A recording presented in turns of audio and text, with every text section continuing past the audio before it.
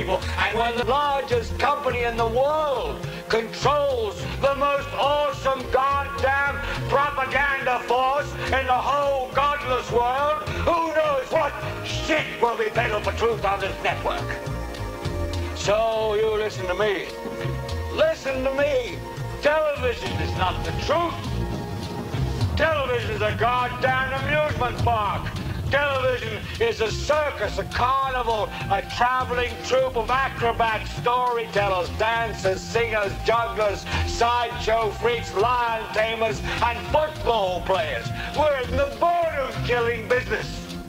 But you people sit there day after day, night after night, all ages, colors, creeds. We're all you know.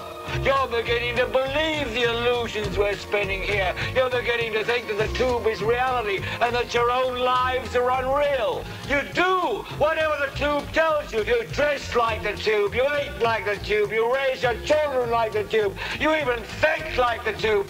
This is mass madness, you maniacs. In God's name, you people are the real thing. We are the illusion.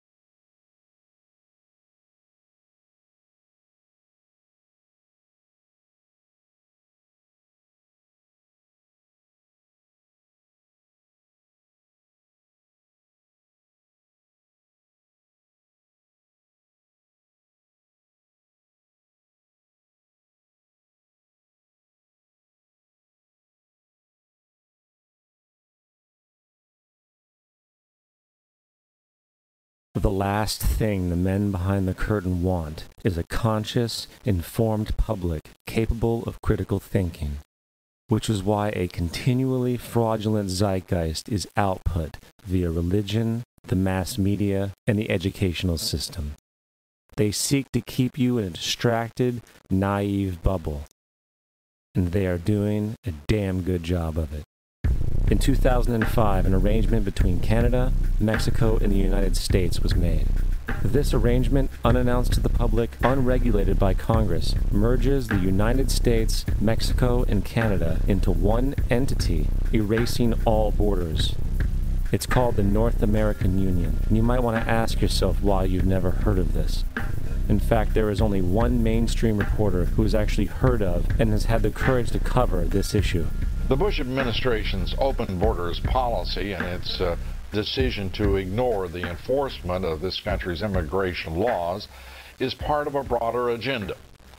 President Bush signed a formal agreement that will end the United States as we know it, and he took the step without approval from either the U.S. Congress or the people of the United States. It's a deal that few have even heard of. It's being done again by very few people at the very top on behalf of the investment class, but the working class of people, political officials across our country, from communities, from cities and so forth, they don't know anything about this.